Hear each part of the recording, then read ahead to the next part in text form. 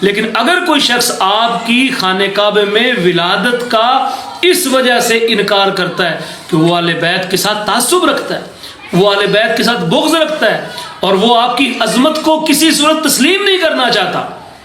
تو یقین کرے اس بندے کو اپنے انجام کی فکر کرنی چاہیے کہ کیا حضرت علی کرم اللہ وجہ الکریم آپ مولود کعبہ ہیں؟ بسم اللہ الرحمن الرحیم۔ سیدنا مولا علی رضی اللہ تعالیٰ عنہ آپ ان شخصیات میں سے ایک ہیں جن کی ولادت خانہ کعبہ میں ہوئی۔ سیدنا بہت ساری شخصیات اسماء الرجال کی کتابوں میں بہت سارے ایسے نام ملتے ہیں کہ جن لوگوں کی ولادت خانہ کعبہ میں ہوئی، من جملہ ان افراد کے جو بہت مسلم ہستی ہے، جن کے بارے میں کوئی اختلاف نہیں کیا جاتا کم از کم اہل سنت میں، وہ سیدنا حکیم بن حزام کی ہے۔ آپ بالاتفاق کے اہل سنت خانہ کعبہ میں پیدا ہوئے۔ سیدنا علی رضی اللہ تعالیٰ عنہ کے بارے میں اختلاف پایا جاتا ہے، کچھ لوگ کہتے ہیں کہ آپ خانہ کعبہ میں پیدا ہوئے، کچھ لوگ کہتے ہیں کہ نہیں، آپ اپنے ہی والد کے گھر میں خانہ کعبہ کے علاوہ جو بنی ہاشم کا ایک محلہ تھا وہاں پہ پیدا ہوا۔ لیکن تحقیق یہ ہے کہ سیدنا علی رضی اللہ تعالیٰ عنہ آپ بھی مولود کعبہ ہیں، آپ بھی مولود کعبہ ہیں، اور یہاں کعبے سے مراد حرم نہیں ہے، جس طرح کے بعض لوگوں نے دعویٰ کیا کہ خانہ کعبہ سے مراد حرم ہے، کہ جو حدود حرم کو بھی بعض اوقات کعبہ کہہ دیا جاتا ہے، جیسا کہ قرآن پاک میں بھی ایک آیت ہے جس حدی کے بارے میں کہ آپ کی حدی جو ہے وہ بالغ الکعبہ، وہ کعبے تک پہنچ جائے، اور وہاں کعبے سے مراد حرم ہے نہیں، بلکہ امام حاکم نیشاپوری اپنی کتاب مشہور زمانہ تصنیف المستدرک میں وہ بیان فرماتے ہیں کہ قد تواترت الاخبار، کہ اخبار متواتر ہیں، روایات متواتر ہیں کہ بأن فاطمہ بنت اسد، کہ فاطمہ بنت اسد نے والدت علی بن ابی طالب فی جوف الکعبہ، کہ انہوں نے حضرت مولا علی رضی اللہ تعالیٰ عنہ کو خانہ کعبے میں جنم دیا، اور خانہ کعبے سے مراد جوف الکعبہ، خانہ کعبے کے اندر جنم دیا۔ تو سیدنا علی رضی اللہ تعالیٰ عنہ آپ کے بارے میں امام حاکم کے بقول متواتر روایات ہیں، اور متواترات ایسی چیز ہوتی ہے کہ جس کو ہر زمانے میں اتنے لوگ بیان کریں کہ جن کا عقلاً جھوٹ پر جمع ہونا بالکل محال ہو، یعنی یہ ناممکن ہو کہ اتنے زیادہ لوگ روایت کرنے والے بھی جھوٹ بول سکتے ہیں۔ اور پھر یہی بات ہے کہ ہمارے اہل سنت میں بھی جلیل القدر لوگ جن لوگوں نے یہ قول کیا کہ سیدنا علی مولود کعبہ ہیں، ان میں شیخ عبدالحق محدث دہلوی رحمۃ اللہ علیہ آپ بھی جنہوں نے ہندوستان میں حدیث پاک کی خدمت کا سہرا جن کے سر ہے، وہ اپنی کتاب مدارج النبوہ میں بھی یہ بات بیان کرتے ہیں کہ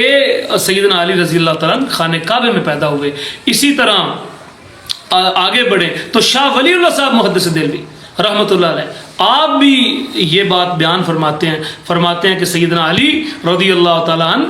آپ خانہ کعبہ میں پیدا ہوئے۔ شاہ ولی اللہ صاحب نے اپنی کتاب قرۃ العینین میں اس بات کا ذکر کیا کہ آپ بھی خانہ کعبہ میں پیدا ہوئے۔ تو اس لیے سیدنا علی رضی اللہ تعالیٰ عنہ کو خانہ کعبے میں پیدا ہونے والا تسلیم کرنا، آپ کو مولود کعبہ کہنا، یہ کوئی بری بات نہیں ہے، یہ اور کوئی یہ تشیع کی طرف سے آیا ہوا عقیدہ نہیں ہے۔ ہمارے اور بھی جلیل القدر لوگ جو ہیں وہ اس بات کو تسلیم کرتے رہے۔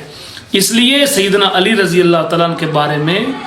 اگرچہ اختلاف پایا جاتا ہے، لیکن اکثریت اہل سنت والجماعت کی آج بھی اس بات کو تسلیم کرتی ہے کہ سیدنا علی مولود کعبہ ہوئے۔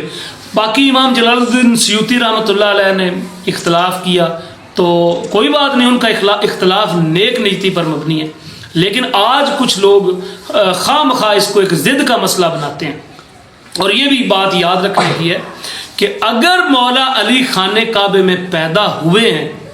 اور جس طرح کہ میں نے بتایا کہ زیادہ نقطہ نظر یہی ہے اور یہی بات حق کے زیادہ قریب ہے کہ آپ کی ولادت خانہ کعبہ میں ہوئی۔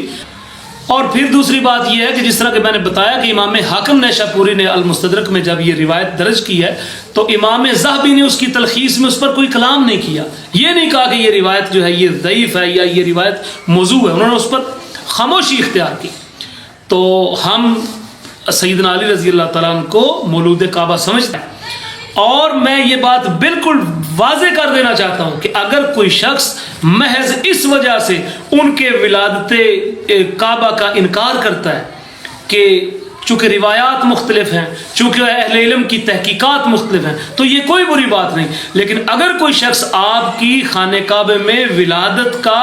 اس وجہ سے انکار کرتا ہے کہ وہ اہل بیت کے ساتھ تعصب رکھتا ہے، وہ اہل بیت کے ساتھ بغض رکھتا ہے، اور وہ آپ کی عظمت کو کسی صورت تسلیم نہیں کرنا چاہتا، تو یقین کرے اس بندے کو اپنے انجام کی فکر کرنی چاہیے۔ مستدرک حاکم میں امام حاکم صحیح سند کے ساتھ، اور امام ذہبی بھی اس کو صحیح فرماتے ہیں، روایت کرتے ہیں کہ رسول اللہ صلی اللہ علیہ وسلم نے فرمایا کہ جو بندہ کئی سال تک نفلی عبادت کرتا رہے، وہ حرم میں اعتکاف بیٹھے، وہ روزے رکھے، وہ نفلی عبادتیں کرے، لیکن اگر وہ اس حال میں مر گیا کہ اس کے دل میں میری اہل بیت کے ساتھ بغض ہوگا، تو فرمایا کہ وہ جہنم میں جائے گا۔ تو محض علمی تحقیقات پر تو اختلاف حق ہے اور ہر ایک کو حق ہے، لیکن صرف اس وجہ سے اختلاف رکھنا کہ نہیں اگر تو ہم سیدنا علی کو مولود کعبہ مانیں گے تو اس طرح تو پھر سیدنا علی کی تو جو عظمت ہے وہ بڑی واضح ہو جائے گی، ایسی بات نہیں ہے، اس طرح نہیں کرنا چاہیے۔ اور ہم سیدنا علی اور ان کی اولاد اور ان کے خانوادے کے ساتھ عقیدت رکھتے ہیں، اور اگر یہ روایت ضعیف بھی ہو تو چونکہ ضعیف روایات بھی فضائل اور اعمال، فضائل میں اور مناقب میں وہ بڑا درجہ رکھتی ہیں، وہ قابل قبول ہوتی ہیں، تو پھر بھی یہ ہمارے حق میں ہے کہ وہ سیدنا علی رضی اللہ تعالیٰ عنہ آپ مولود کعبہ ہیں۔ اللہ پاک ان کے صدقے ہماری مغفرت فرمائے، اور ان کا جو فیض ہے وہ قیامت تک جاری و ساری رہے گا۔ اللہ پاک ہمیں اہل بیت کی محبت